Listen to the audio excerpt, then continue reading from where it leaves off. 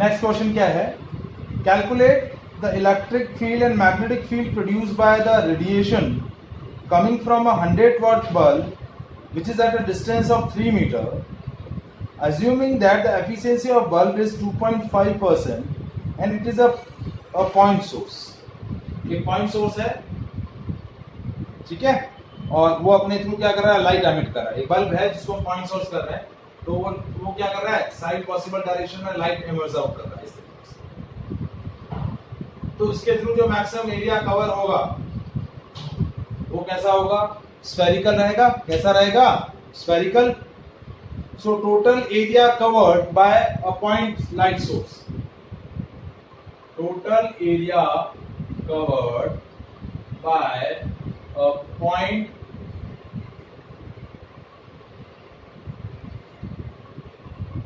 Source of light कितना है, spherical, यानी 4πr².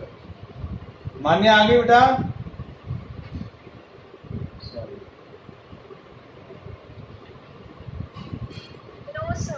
ठीक है. आपको क्या बोला है कि वो जो लाइट सोर्स है, एक बल्ब है और it has a power of 100 watt and it radiate the या emerge out the radiations at a distance of 3 metre. तो ये डिस्टेंस कितनी है आपको, 3 मीटर दे रखी है. रेडियस कितनी दे रखी है, 3 मीटर. एक पॉइंट सोर्स लाइट सोर्स है जो क्या कर रहा है, 100 वॉट का है और वो रेडिएशन एमिट कर रहा है. बल्ब की एफिशिएंसी आपको 2.5% दे रखी है. ठीक है, आपको इलेक्ट्रिक फील्ड और मैग्नेटिक फील्ड की वैल्यू बतानी है. तो पॉइंट सोर्स है, तो ये कितना एरिया कवर करेगा, स्फेरिकल एरिया कवर करेगा. एरिया आ जाएगा 4 इंटू 3.14 इंटू 3 इंटू 3. ठीक है, तो ये हो गया 36 इंटू 3.14. तो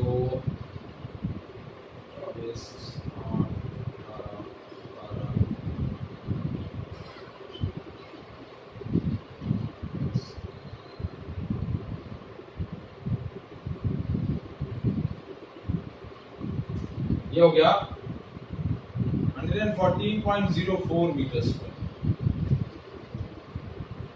ठीक है, ये आपका टोटल एरिया कवर्ड हो गया.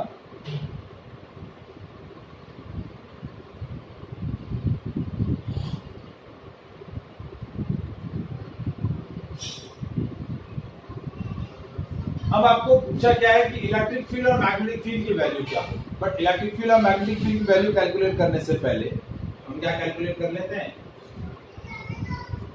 Intensity of light. Intensity of light होती है I, that is energy crossing per unit area per unit time, और it is also equals to power per unit area. Area आपको दिया हुआ है. ये जो बल्ब है, पावर ऑफ बल्ब कितनी दे रखी है, 100 वॉट. लेकिन उसकी एफिशिएंसी जो है वो 2.5% है. तो टोटल पावर कितनी एमिट करेगा, 100 इंटू 2.5 डिवाइड बाय 100. सिंपली वो कितनी पावर एमिट करेगा, 2.5 वॉट. कितनी पावर एमिट करेगा, 2.5 वॉट. ठीक है, तो इंटेंसिटी कितनी आ गई, देखिए इंटेंसिटी आ गई 2.5 डिवाइडेड बाय 114.04. तो इस पार्ट को हम कैसे से कैलकुलेट करते हैं, देखिए तो कितना आया. तो इंटेंसिटी आपकी वॉट पर मीटर स्क्वायर में आ जाएगी 2.5 डिवाइडेड बाय 114.04. तो ये हो गया 0.019 यानी 0.022 वॉट पर मीटर स्क्वायर. ये आपकी क्या आ गई, इंटेंसिटी ऑफ लाइट. क्या आ गई, इंटेंसिटी ऑफ लाइट. अब हमने क्या डिस्कस किया था, हमने बताया था कि जो भी कोई लाइट सोर्स रेडिएशन एमिट कर रहा है या ईएम वेव्स एमिट कर रहा है, तो half of the energy is electric field energy, electric energy density, और हाफ ऑफ जो फील्ड होता है वो क्या होता है, मैग्नेटिक फील्ड इंटेंसिटी। ठीक है, तो ये जो टोटल इंटेंसिटी आया, इस टोटल इंटेंसिटी का जो हाफ पार्ट होगा वो इलेक्ट्रिक फील्ड रहेगा और हाफ पार्ट मैग्नेटिक फील्ड रहेगा। तो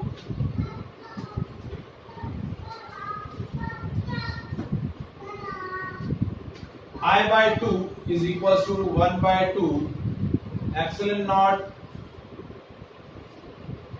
ERMS square into C। कल ही हमने ये पार्ट डिस्कस किया था। ये आपका इंटेंसिटी का क्या हुआ, हाफ पार्ट जो है वो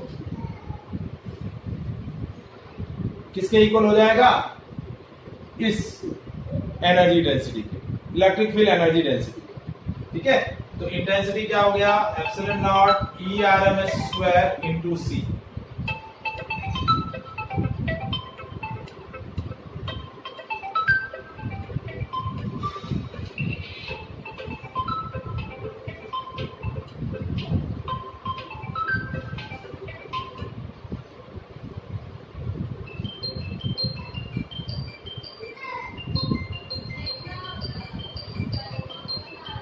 हाँ मैम, कॉल आ रहा है, देखो लो तो।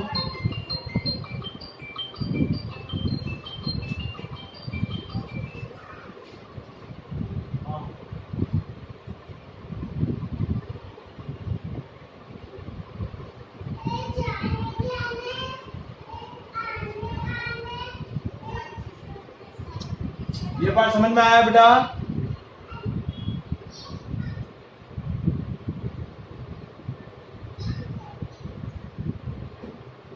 ठीक है, अब हमें ERMS की वैल्यू क्या मिल जाएगी, ERMS होगा I by epsilon naught into C and then taking its square root। ये हमें इलेक्ट्रिक फील्ड की RMS वैल्यू मिल जाएगी। क्या मिल जाएगी, RMS वैल्यू। ये हो गया 0.022 epsilon naught is 8.85 into 10 to the power minus 11। ठीक है, sorry 8.85 into 10 to the power minus 12 into 3 into 10 to the power 8। ठीक है, तो ये वैल्यू आ गई 0.022 डिवाइडेड बाय 8.85 into 3, ये हो गया -4, ऊपर गया +4, यानी बाहर की तरफ आ जाएगा 100। ठीक है, और इसको हम कैसे से सॉल्व करें,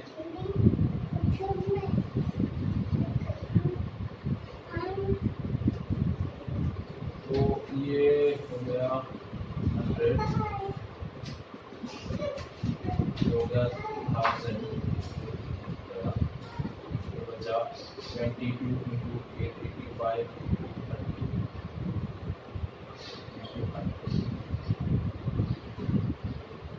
ये ERMS वैल्यू आ जाएगी। क्या आ जाएगी, ERMS value.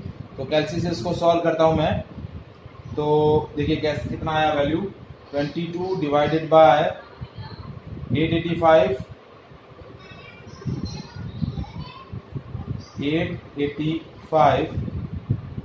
Divided by 30, then taking its square root 0.0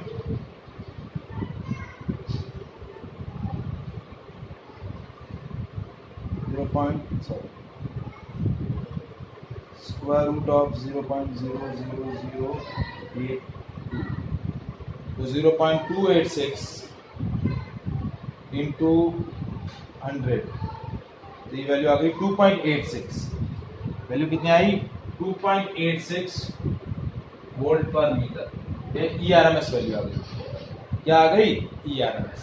तो E नॉट क्या आएगा, ERMS होता है E नॉट बाय √2, तो E नॉट हो जाएगा ERMS into √2। ठीक है, तो ये हो गया 2.86 into 1.414। ये वैल्यू आपको E नॉट की वैल्यू दे देगा, ये अराउंड आपका वोल्टेज आ जाएगा 4.07 वोल्ट पर मीटर। ये E नॉट का वैल्यू। ठीक है, और V नॉट का वैल्यू,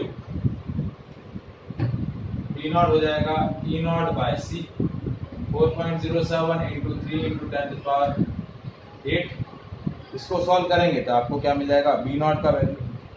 ठीक है, तो ये वैल्यू हो जाएगी 1.4 into 10 to the power -8 Tesla. ये आपका मैग्नेटिक फील्ड है। यहाँ जो मेन पॉइंट, जो कंसेप्ट जो था वो क्या था कि इंटेंसिटी का जो हाफ होगा वो क्या हो जाएगा, half of epsilon naught E RMS square into सी।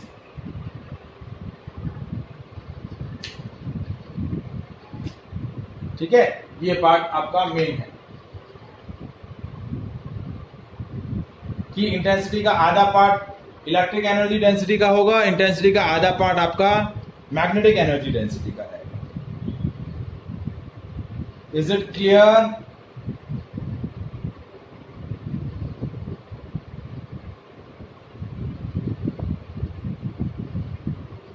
बेटा समझ में आ रहा है क्वेश्चन या नहीं आ रहे हैं?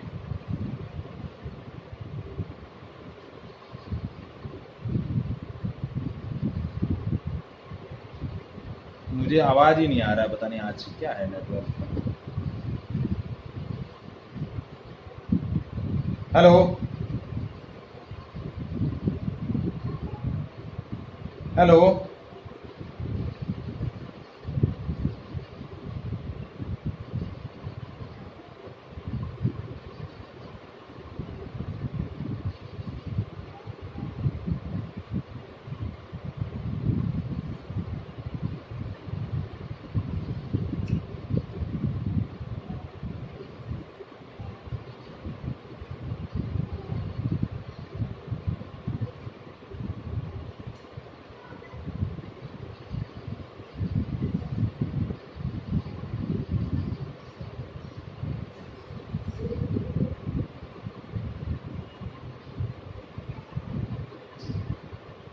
हाँ बेटा मेरी आवाज आ रही है? हाँ सर। हाँ जी। हाँ तो अभी जो मैंने आज क्वेश्चंस डिस्कस किए समझ में आए बेटा? हाँ सर। ठीक है, अभी लास्ट आपका जो टॉपिक बाकी है इस, और आज हमारा टॉपिक है EM spectrum, electromagnetic spectrum, that is known as EM spectrum. So it is a group of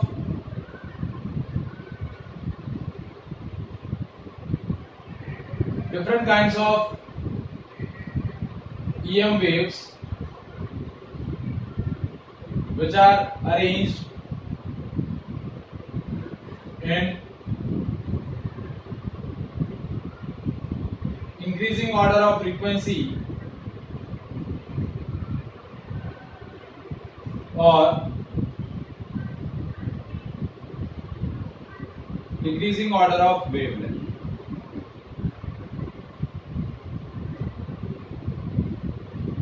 Is a group of different kinds of EM waves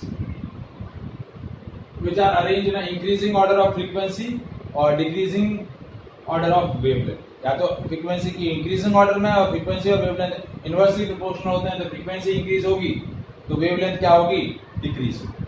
तो कौन कौन सी वेव्स हैं? Radio waves, microwaves, infrared, visible rays, ultraviolet rays, X-rays and gamma rays. So these 7 kind of EM waves form the EM spectrum. अब इसमें radio wave जो है, these waves have a least frequency and highest wavelength. उनकी frequency least होगी, wavelength highest रहेगी।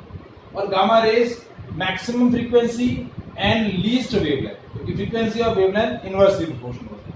Wavelength होता है velocity upon frequency, तो वेवलेंथ और फ्रीक्वेंसी क्या होते हैं, इनवर्सली प्रोपोर्शनल। अब देखिए ईएम वेव्स जो होती हैं वो नॉन मैकेनिकल वेव्स होती हैं which can travel in vacuum with the speed of light but in the different medium they travel with the different speeds. ठीक है, तो अब हम इन सारी वेव्स को वन बाय वन डिस्कस करेंगे। इनके सोर्स ऑफ प्रोडक्शन क्या है, इनकी फ्रीक्वेंसी क्या है, इनका वेवलेंथ क्या है, इनका क्या यूजेस है। तो टेबुलर फॉर्मेट के अंदर मैं पूरा आपको ये स्पेक्ट्रम डिस्कस कर रहा हूँ। ठीक है, तो वो आपको टेबुलर फॉर्मेट एक बार अच्छे से लर्न कर लेना है, क्योंकि इस चैप्टर में ये देखिए, ये चैप्टर जो है 3 मार्कर है आपका। ठीक है, तो इसमें ईएम स्पेक्ट्रम से रिलेटेड जो डिफरेंट ईएम वेव्स हैं उनके यूजेस से रिलेटेड जनरली क्वेश्चंस पूछे जाते हैं, या फिर उनकी फ्रीक्वेंसी और वेवलेंथ का ऑर्डर पूछा जाता है। क्या पूछा जाता है? फ्रीक्वेंसी और ऑर्डर का, फ्रीक्वेंसी और वेवलेंथ का ऑर्डर पूछा जाता है कि रेंज क्या है, किस रेंज में वेवलेंथ है या किस रेंज में फ्रीक्वेंसी है, ये आपसे पूछा जाता है। Is it clear?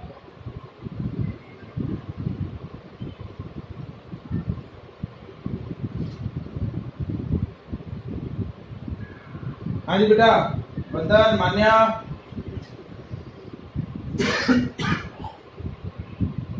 आया समझ में?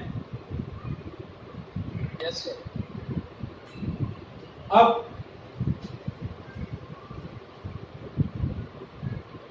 सबसे पहला आता है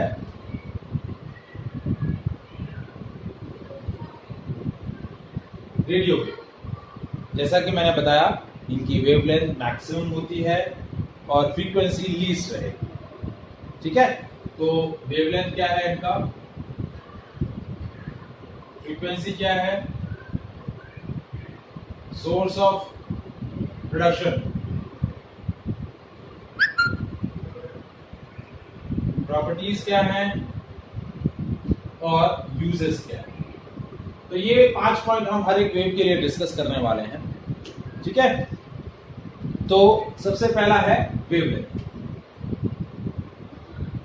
ठीक है, जैसा कि मैंने बताया कि इनका वेवलेंथ सबसे हाईएस्ट रहता है, तो इनका वेवलेंथ रहता है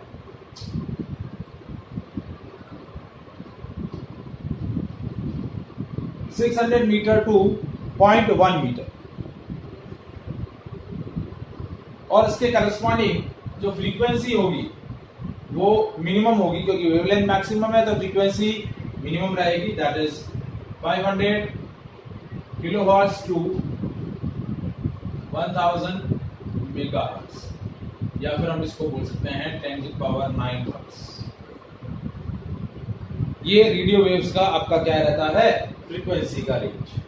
वेवलेंथ मैक्सिमम है तो उसके करस्पॉन्डिंग फ्रीक्वेंसी मिनिमम, ये मिनिमम वेवलेंथ है तो उसके करस्पॉन्डिंग मैक्सिमम वेव।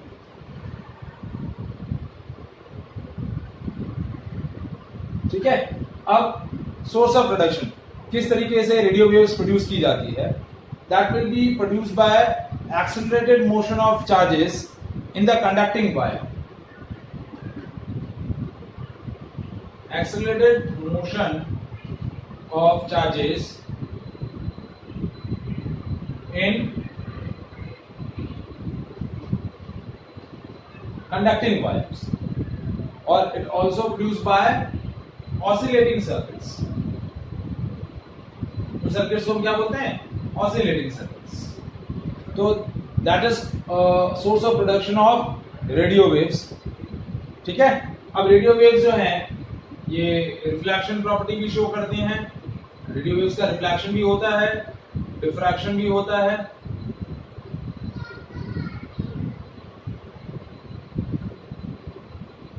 ठीक है, रिफ्लेक्शन और डिफ्रैक्शन दोनों प्रॉपर्टीज क्या करते हैं, रेडियो वेव शो करते हैं।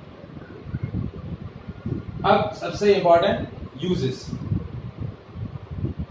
तो रेडियो का यूज होता है, रेडियो वेव्स का यूज होता है radio and TV communication system.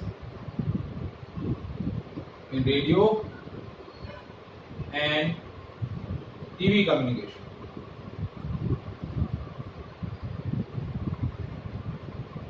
और दूसरा इनका यूज होता है रेडियो एस्ट्रोनॉमी का।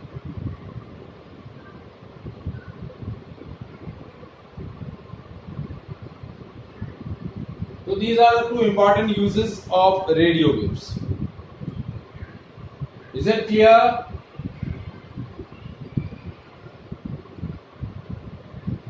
समझ में आया बेटा? Yes. वंदन, मान्या, Arya, Yes.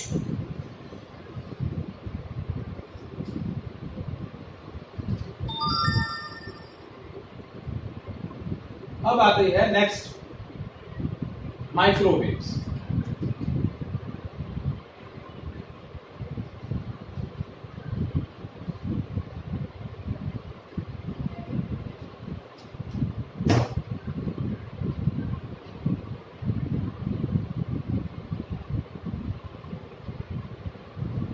Second wave of the EM spectrum with a higher frequency and lower wavelength. ठीक है, वेवलेंथ और कम हो जाएगा 0.3 मीटर टू 10⁻³ मीटर, और उसके करस्पॉन्डिंग आपका फ्रीक्वेंसी हो जाएगा 10⁹ हर्ट्ज टू लेकर 10⁻12 हर्ट्ज। ठीक है, तो ये आपका वेवलेंथ और फ्रीक्वेंसी का ऑर्डर रहेगा माइक्रोवेव्स की। ठीक है, अब माइक्रोवेव का प्रोडक्शन किसके थ्रू होता है? It will be produced by oscillating currents which are produced in a special vacuum tubes. ठीक है, लाइक मैग्नेट्रॉन। तो it will produce bye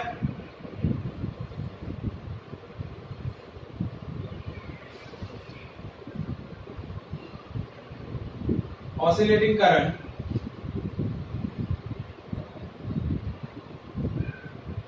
generate in special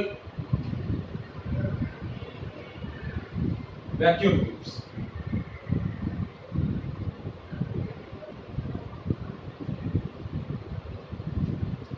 ठीक है, अब माइक्रोवेव्स जो है कौन कौन सी प्रॉपर्टी शो करती हैं? रिफ्लेक्शन शो करती हैं, रिफ्रैक्शन शो करती हैं। ठीक है, वेव्स है तो वेव नेचर की जो भी फिनोमेना है वो सारे वो क्या करेंगे? शो करेंगे। डिफ्रैक्शन शो करेंगे, पोलराइजेशन शो करेंगे। ठीक है, so these are the properties shows by microwaves. अब इनका यूजेस, माइक्रोवेव जो है वो डिफेंस सिस्टम के अंदर यूज की जाती है, in the radar system. Microwave कहां यूज की जाती है? Radar system. नेविगेशन सिस्टम में रेडार सिस्टम यूज किया जाता है, एयरफोर्स के अंदर रेडार सिस्टम यूज किया जाता है। तो रेडार सिस्टम के अंदर माइक्रोवेव यूज की जाती है। फिर जो हम माइक्रोवेव ओवन यूज करते हैं,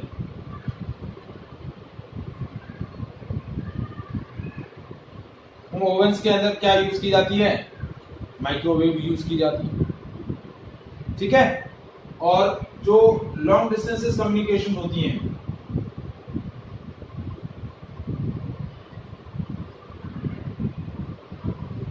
वो लॉन्ग डिस्टेंसेस कम्युनिकेशन के अंदर भी हम किसको यूज करते हैं? माइक्रोवेव को यूज करते हैं। किसको यूज करते हैं? माइक्रोवेव।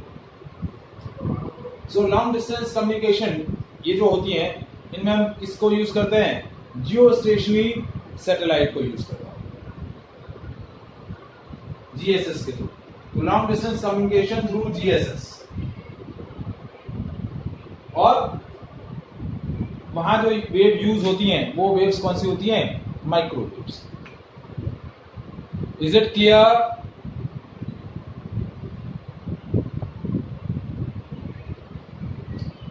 समझ में आया बेटा? Any doubt? नेक्स्ट,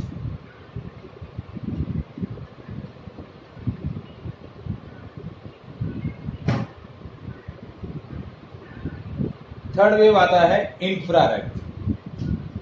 जो हीटेड ऑब्जेक्ट होते हैं उनमें कौन सी रेज होती हैं? इंफ्रारेड। वेवलेंथ माइक्रोवेव से कम रहेगी और फ्रीक्वेंसी माइक्रोवेव से ज्यादा। ठीक है, सो वेवलेंथ है 5 × 10⁻³ मीटर टू 10⁻⁶ मीटर। उसके करस्पॉन्डिंग फ्रीक्वेंसी जो रहेगी 10 to the power 11 hertz to 5 into 10 to the power 14 hertz.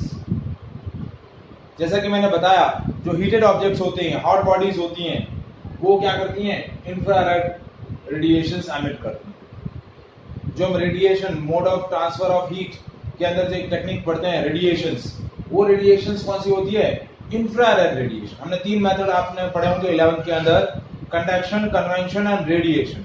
तो रेडिएशन के जो थ्रू जो हीट ट्रांसफर होता है, उनमें कौन सी रेडिएशंस यूज आती हैं? इंफ्रारेड रेडिएशंस यूज आती हैं। So they will be produced by hot bodies or particles. So they are the source of production of infrared. Is it clear? अब ये कैसा इफेक्ट, हीटिंग इफेक्ट क्रिएट करेंगी?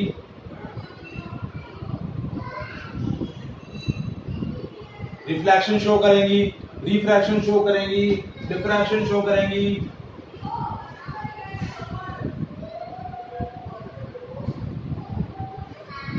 Heating effect create करेंगी। They can easily propagate through fog. Fog के through easily ये जो radiations होती हैं, इजीली क्या कर जाती हैं? प्रोपोगेट कर जाती हैं। तो हो गई इंफ्रारेड रेडिएशंस की प्रॉपर्टीज हो। ठीक है, कहाँ यूज किया जाता है इंफ्रारेड रेडिएशंस को, बता सकते हैं?